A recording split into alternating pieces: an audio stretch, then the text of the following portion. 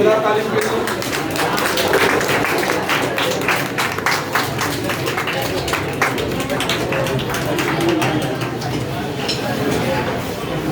मेरा नाम सुनील कुमार सिंह है और M40 बैच का था। सो M40 शायद 2021 का बैच था, 2022 का। तो इस साल का CGL मैंने क्लियर किया है। मुझे CAG में अकाउंटेंट का पोस्ट मिला है, जो कि गवर्नमेंट ऑफ इंडिया में एक ऑफिसर का रैंक प्राप्त हो चुका है। तो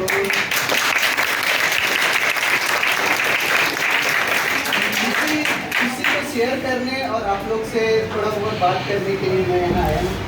तो उधर जाइए सर। क्योंकि ये रिजल्ट तो बहुत पहले आ गया था, लेकिन सब लोग से आप लोग से मुलाकात का मौका अभी मिला। तो मैं आया हूँ आप लोग से थोड़ा बहुत बात करने और कुछ बताने, कुछ सवालों का जवाब देने, और इनमें से कुछ तो मेरे जाने पहचाने भी लग रहे हैं। तो मैं बताता हूँ कि मेरा जो प्रिपरेशन रहा, मैं इसको गिनता हूँ कि ये लगभग मेरा 4 साल का प्रिपरेशन था। भले ही मेरा CGL का दूसरा अटेम्प्ट था, लेकिन ये 4 साल का प्रिपरेशन था।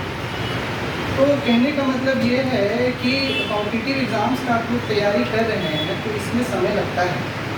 तो आप लोग व्याकुल नहीं हो कि समय लग रहा है, नहीं हो रहा है, नहीं हो रहा है, लेकिन समय लगता है। और जब सक्सेस मिलने लगता है तो 1 साल 1.5 साल मिलने लगता है। जैसे कि मैं अपना बता रहा हूँ, मैं इस इंस्टीट्यूट में पास यहाँ से जाने के बाद जितना भी मैंने एग्ज़ाम दिया था, सारा का रिजल्ट मैंने क्लियर कर लिया। मैं एक बार पहले भी आया था, SSC MTS 2022-2021 से मुझे हवलदार का पोस्ट मिला है कांची CGST में। SSC CHSL भी मैंने क्लियर कर लिया, पोस्टल सॉर्टिंग असिस्टेंट मिला।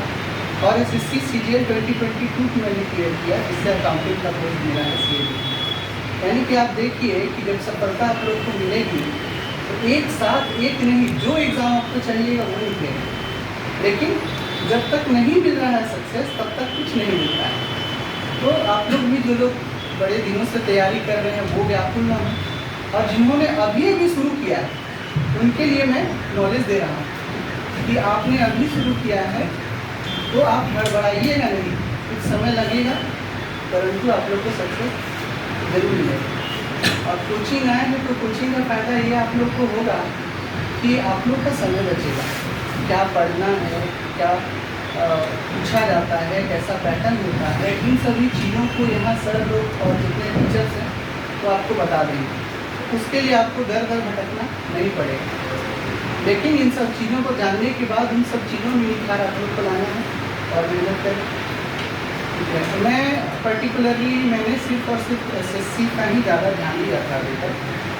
तो चूँकि मैंने टारगेटेड अप्रोच रखा, तो SSC जब मैंने क्लियर करने लगा तो सभी क्लियर किया। तो मैं ये कहना चाहता हूँ कि आप लोग जो एक अप्रोच होता है कि ये फॉर्म आ गया तो फॉर्म भर दीजिए, वो अप्रोच में ना जाए।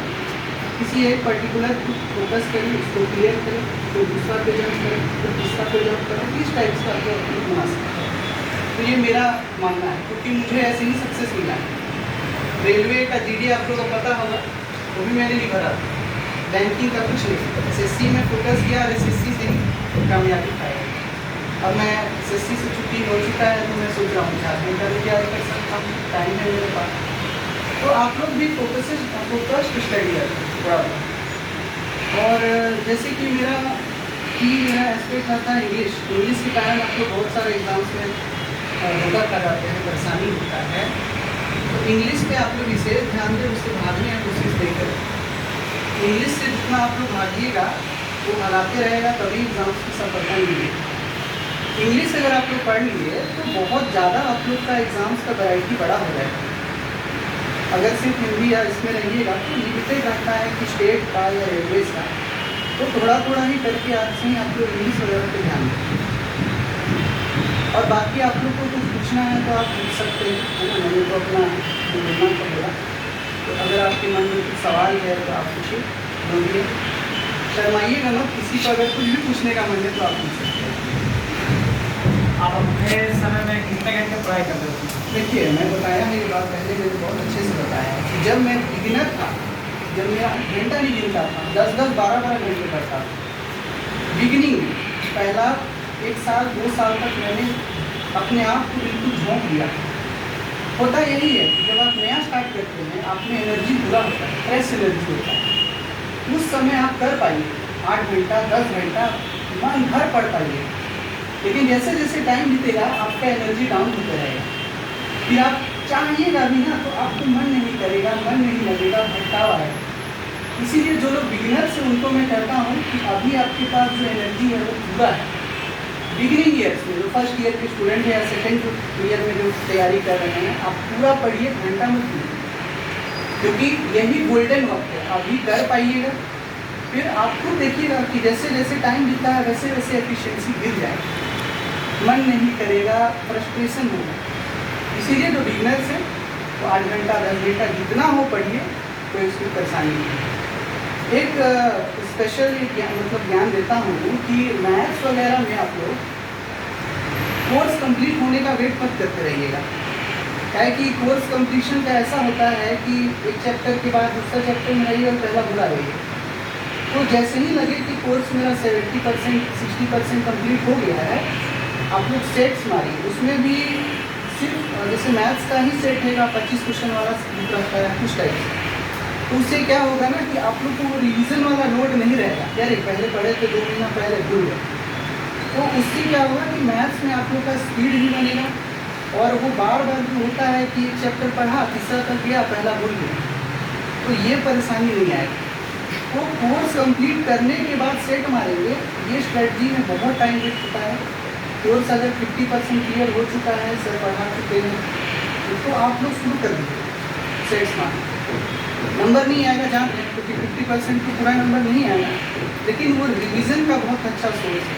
साथ साथ आपको पता चलते रहेगा कि कैसा पूछता है, क्या पूछता है, कौन वाला बार बार उसे नहीं बन रहा है। तो इसीलिए 50% ही अगर कोर्स कंप्लीट हो चुका है तो आप लोग सेट शुरू करिए। सेट से डरिए नहीं कि अरे खराब आ जाएगा तो फिर आप लोग डीमोटिवेट हो जाएंगे, नहीं। थोड़ा सा कंप्लीट हो जाए 50% आप शुरू हो जाएंगे। कोर्स कंप्लीशन के चक्कर में रहिएगा तो फिर समय थोड़ा ज़्यादा लग जाता है, अभी भुलाते जाता है पहले वाला है ना। तो यहाँ भी पढ़ रहे हैं, सर भी पढ़ा रहे हैं, तो आपको लगे कि हाँ 50% बुक हो चुका है, थोड़ा बहुत कॉन्फिडेंस आ रहा है, तो आपको सेट शुरू कर दीजिए समय बचे। और कुछ पूछना है आप लोग को? ये एक ही क्वेश्चन है कि आप इंग्लिश का इंग्लिश में लिखिए। मैंने एसएससी का किया, तो मुझे पता था कि एसएससी में वोकैब का बहुत इंपॉर्टेंस है वर्ड का। तो मैंने एक नीतू मैम का बुक था पैरामाउंट पब्लिकेशन का, उस बुक को मैंने डेडिकेटेडली 6 महीना तक 15 इडियम, 15 फ्रेज, 15 वर्ड सब्स्टिट्यूशन, ठीक है, 15 वोकैब, ऐसे करके डेली सुबह आधा घंटा 1 घंटा 3 महीना तक लगातार किया, और उसको 6 महीना तक रिवाइज करके बैठेंगे।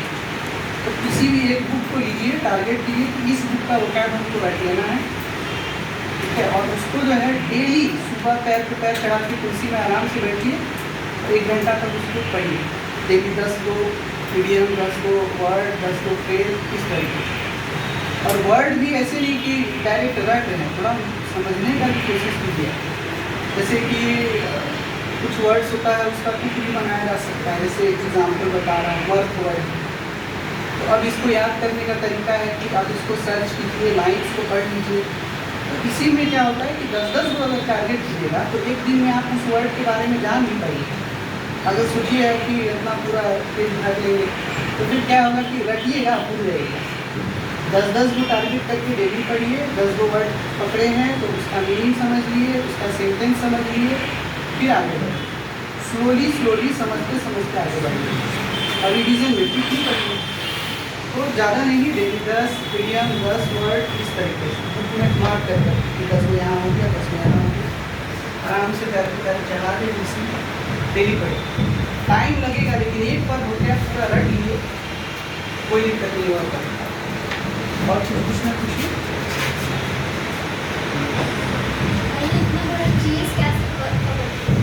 जीएस, देखिए जीएस का क्या है कि एग्जाम्स पे बहुत डिपेंड करता है जीएस।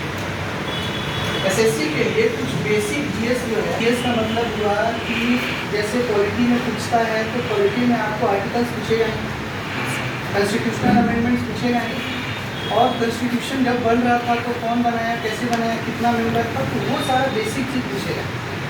तो जो बेसिक होता है उसको रख लेना। फिर अगर कुछ उससे ऊपर पूछ लिया तो उसका कोई टेंशन नहीं। जैसे बेसिक हिस्ट्री में हो गया, जो सर पढ़ा रहे हैं काफ़ी है बेसिक के लिए, मॉडर्न हिस्ट्री है ना, मेडिकल हिस्ट्री, एंशिएंट हिस्ट्री, तो बेसिक जो पढ़ा रहे हैं। अब एग्ज़ाम स्पेसिफिक भी पढ़ना पड़ता है। जैसे एसएससी में हम लोग से डांस, फेस्टिवल, लिटरेचर, बुक्स ये पूछना ही है, तो बेसिक के बाद ये 4 चीज़ को पढ़ना पड़ेगा एसएससी के लिए। रेलवे में क्या है कि रेलवे में आपसे फिजिक्स का, केमिस्ट्री का न्यूमेरिकल क्वेश्चन पूछता है, उसके लिए आपको 9th 10th का बुक अच्छा वाला क्वेश्चन पढ़ना पड़ेगा। अगर उसको नहीं पढ़ के जाइएगा तो फिर दिक्कत है। तो जीएस को जो है उसको हिस्सा में बांटिए, बेसिक, एग्ज़ाम स्पेसिफिक और करेंट अफेयर, ठीक है।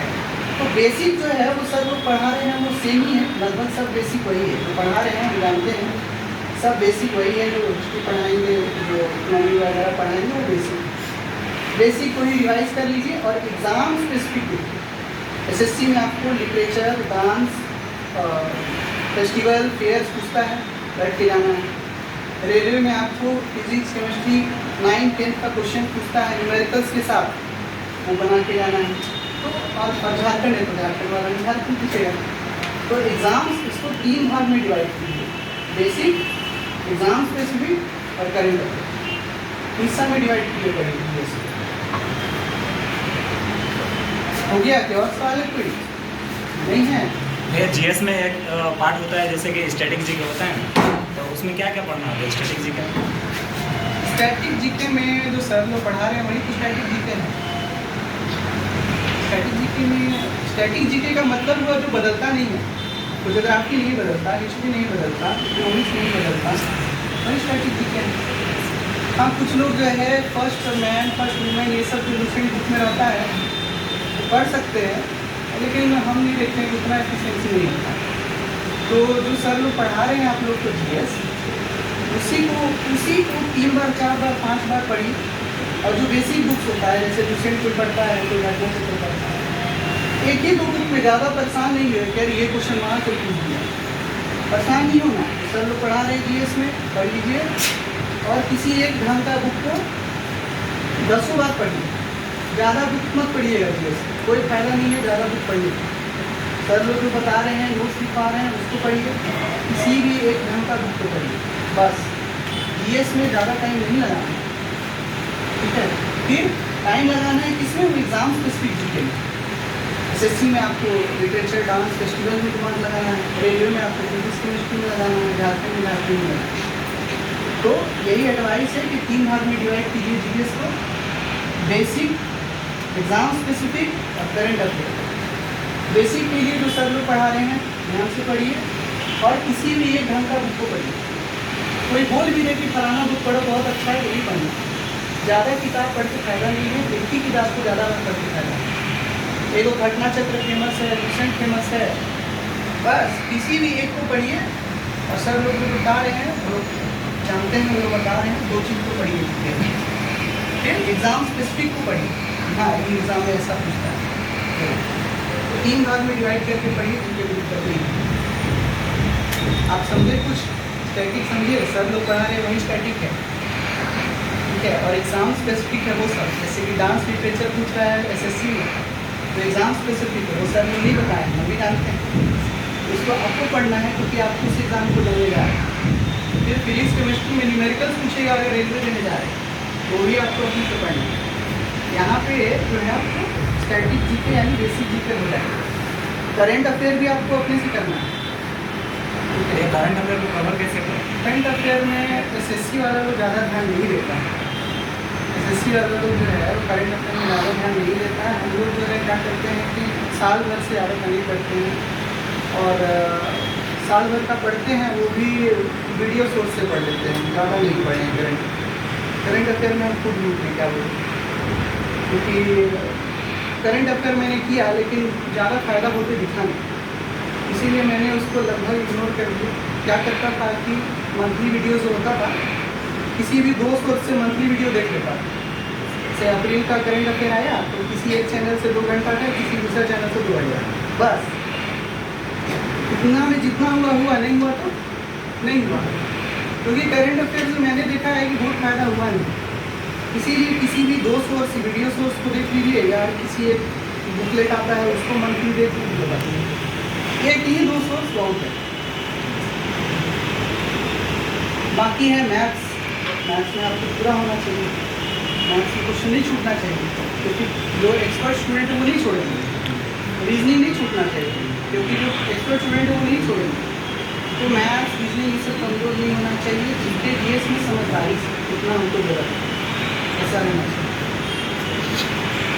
और बताइए कुछ है मन में?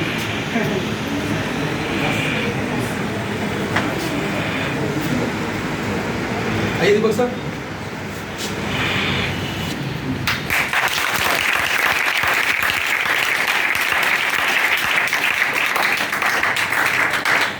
आप लोग भी सक्सेस होके आइए, ऐसे नहीं आपको यहाँ खड़ा होने का मौका मिले। हाँ, कभी कभी ये भी वहाँ बैठते तो इनके सामने भी आते थे। और मैं तो पूछता था उनसे कि जॉब के बारे में, कैसा जॉब है नहीं है, कितना सैलरी मिलेगा। स्टेशन मास्टर आए थे उनसे वही पूछ रहे थे मैं उनसे, क्या लेवल है नौकरी का, कितना जो सैलरी मिलेगा, यही सब हमको उसी से मतलब था। चलिए ताली बजाइए।